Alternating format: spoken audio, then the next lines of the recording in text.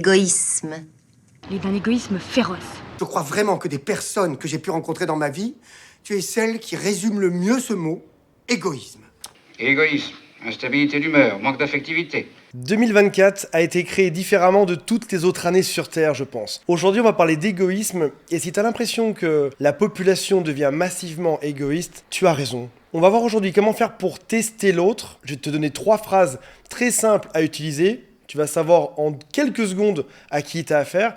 Et ces phrases te permettront de te tester toi également. Alors qu'on se mette d'accord, la question de l'égoïsme en amour est une question qui est vieille comme le monde, mais elle est particulièrement d'actualité aujourd'hui, en 2024. Et tu dois avoir un avis tranché sur la situation si tu veux survivre. Si jamais tu n'as pas d'avis dessus, si jamais tu vas dans le monde en disant « Aujourd'hui, je suis juste une gentille personne qui veut de l'amour, je suis prêt à tout donner », tu peux être sûr et certain que tu vas te faire rétamer par la vie. Tu vas être la proie de manipulateurs, tu vas devenir le gentil esclave, tu auras des pertes financières, des pertes de morale, des pertes d'énergie, des pertes de cœur. Et tu ne veux pas ça, j'imagine. Qui voudrait être l'esclave dans un couple ? Personne. Il est important que tu aies une philosophie à ce sujet. Si tu veux faire un test simple et découvrir que les gens sont égoïstes, inscris-toi sur un site de rencontre et découvre une horde de zombies égoïstes qui est à l'affût de la moindre goutte d'empathie et de bienveillance. On met parfois une mauvaise étiquette sur un comportement qu'on a. On se dit « je suis juste gentil », alors qu'en fait, on développe une capacité à se faire voler. La population qui suit ma chaîne YouTube est globalement trop altruiste, trop gentille, trop bienveillante, trop dans l'empathie. Et quand je pose la question à des gens en leur disant « est-ce que tu es trop gentil ?», 99,9% me diront non, je suis juste normal. C'est-à-dire qu'en fait, on a à peine la capacité de déceler nous-mêmes si on est trop bienveillant, si on se fait avoir ou pas. Une personne qui donne trop n'a aucune capacité à le déceler. Alors pourquoi est-ce que cette question revient si souvent et pourquoi est-ce que notre société est en train de changer pour créer des monstres d'égoïsme qu'on peut voir mais réellement de manière concrète chaque jour en France? Dans quelques instants, je vous donne les phrases, mais il est important de comprendre d'où ça vient. Tout d'abord, il y a une forme d'individualisme croissant. On est tous chacun chez soi à penser à soi. Tout ceci est encouragé par les réseaux sociaux qui te disent de ne pas faire attention aux autres, de prendre soin juste de toi, de développer ta carrière et de surtout repousser les autres. On peut aussi remarquer qu'aujourd'hui les hommes et les femmes sont actifs, on n'a plus réellement besoin de l'autre comme c'était le cas il y a 50 ans. On formait des couples qui étaient utilitaires, on avait besoin de l'autre. Aujourd'hui c'est plus tant le cas. Et parfois on a aussi besoin de se sécuriser. L'autre peut commencer à faire peur. On préfère rester chez soi. Il y a un deuxième point qui est la peur de la dépendance. On a peur de ne plus être autonome dans une relation. Donc on développe une autre forme d'égoïsme. Je vais penser à moi par protection. Et puis il y a aussi ces relations amoureuses modernes qui sont devenues très compliquées. Il y a une dizaine, une vingtaine ou une cinquantaine de types de relations amoureuses ou d'attirance que je ne saurais même pas nommer aujourd'hui. Là où dans le temps c'était 2 personnes ensemble pour la vie, aujourd'hui on est face à une multitude de choix qui peut quasiment donner le vertige. Alors juste un dernier point avant d'arriver sur ces phrases, j'aimerais préciser que l'égoïsme a plutôt une connotation qui est péjorative. On dit d'une personne égoïste que c'est quelque chose de mal, on ne doit pas être égoïste. En réalité, oui, à une forme d'excès, l'égoïsme peut mener à ne pas prendre en compte l'autre dans ses besoins. Et c'est destructeur pour le couple et même pour soi-même au final. Mais l'égoïsme peut aussi être quelque chose qui est moteur. Il est nécessaire de prendre en compte ses propres besoins et de prendre soin de soi. Si je me sacrifie dans le couple, je ne peux pas avoir de couple. Alors voici 3 tests tout simples que tu peux mener dès aujourd'hui. Le tout premier, c'est comporte-toi pile comme l'autre. Ça sonne très enfantin, observe ce qui se passe chez l'autre si tu te comportes exactement comme lui. Qu'on se mette d'accord. Aujourd'hui, on cherche une forme d'équilibre intelligent. On ne doit pas être ni trop égoïste, ni pas assez. On doit trouver juste la position centrale. Et tu remarqueras que la plupart des gens qui sont très égoïstes vont chercher quelqu'un qui sera pile à l'inverse, qui va venir compenser en donnant plus. Qu'est-ce qui se passe dans un couple ou en phase de séduction si tu arrêtes de compenser l'autre, si tu arrêtes de donner plus à la place de l'autre? La plupart des humains adultes se comportent comme des enfants.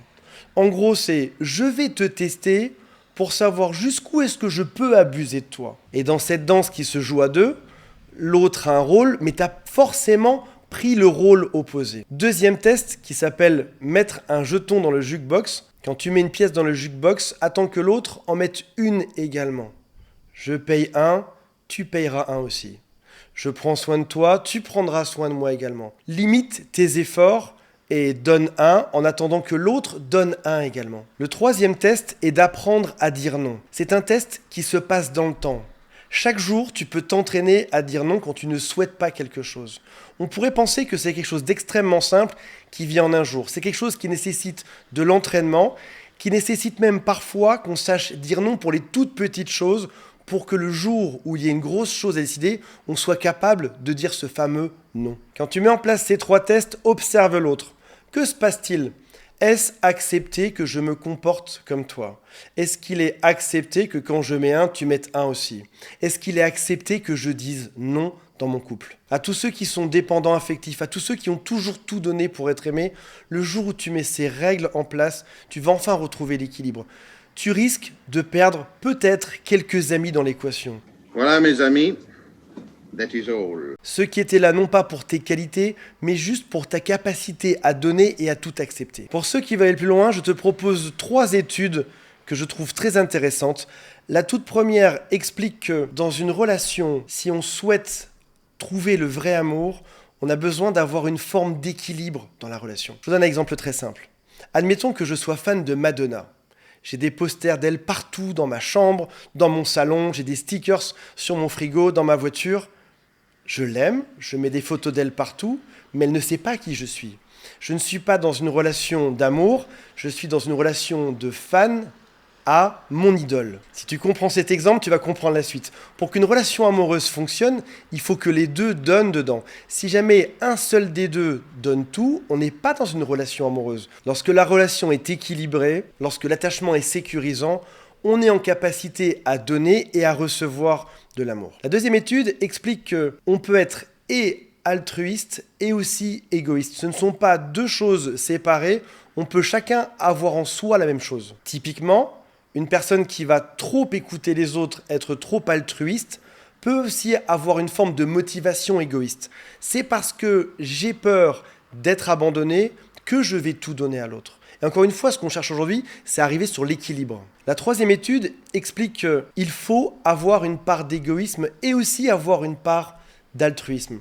Si jamais tu es trop égoïste, ça ne marchera pas. Le couple sera détruit, bien évidemment. Mais comment tu peux être aussi égoïste ? Penser à soi est très bon pour l'estime de soi, pour la motivation, pour le respect de nos valeurs et de nos besoins au quotidien. Si je résume tout ça, tu dois avoir une part d'altruisme et d'égoïsme en toi, de manière équilibrée, et l'autre doit avoir ça aussi de manière équilibrée. Si jamais les 3 tests précédents mènent à des problèmes, dans ce cas-là, bien évidemment, communique, c'est la base même du couple, explique tes besoins, si tu en es capable, à ton partenaire, et observe sa réaction en face. Typiquement, c'est le « quand tu fais X, je ressens Y ».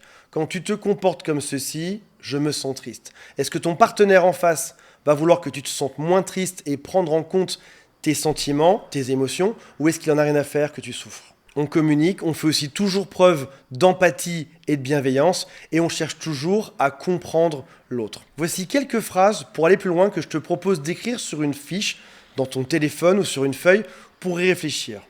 Quelles sont tes valeurs en matière d'amour ? Quels sont tes besoins dans une relation amoureuse ? Quels sont les besoins de ton partenaire ? Comment est-ce que tu peux trouver un équilibre entre tes besoins et ceux de l'autre ? C'est un travail qui est intelligent, qui nécessite d'y réfléchir chaque jour pour progresser vers une relation qui sera beaucoup plus saine et beaucoup plus équilibrée. Voilà mes amis, vous avez les clés pour repérer les gens qui sont à peu près équilibrés dans notre société aujourd'hui. Je vous rappelle qu'il y a 2 quiz en dessous. Le premier s'appelle « Est-ce que mon couple va durer ?» et le second « Est-ce que cette personne est perverse, narcissique ou pas ?» Et aussi un lien pour m'appeler. Et on se retrouve très prochainement. Salut à tous, bye.